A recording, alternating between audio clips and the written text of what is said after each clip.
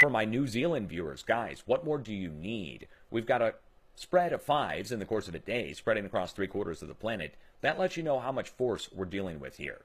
But you're also dealing with something else on your own right, which is a 750-kilometer deep earthquake in the Kermadec. Now, again, we're dealing with something I've never seen before. We have not seen earthquakes this deep in this location, ever. So what do we base on? Well, we can't have anything to base it on. This is our first go around at 750 km deep earthquakes here in the Kermadec, north of New Zealand. Now, I can tell you, the last 750 km deep earthquake, there's only been, well, I shouldn't say this is the only one. They happened back to back. There was one a day ago. So we've only seen 2 750 km deep earthquakes, and both of them happened in the last day. Where? Both right here. Well, one right here and one right here.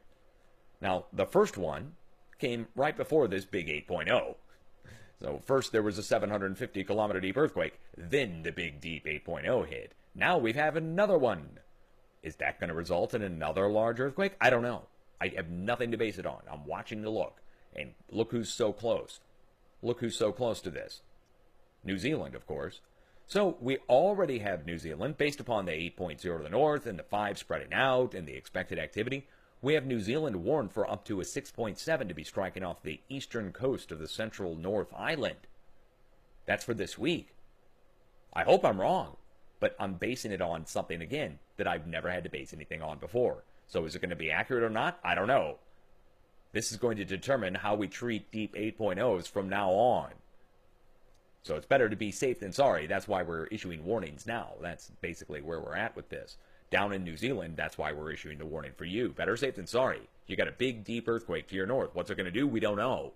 So we'd like you to be on watch. And the reason I named it at 6.7, I added everything together and then just put them as if they're shallow.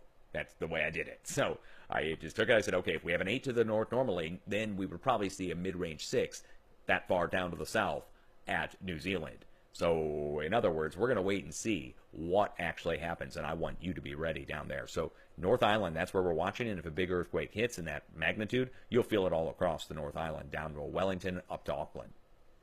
Okay, so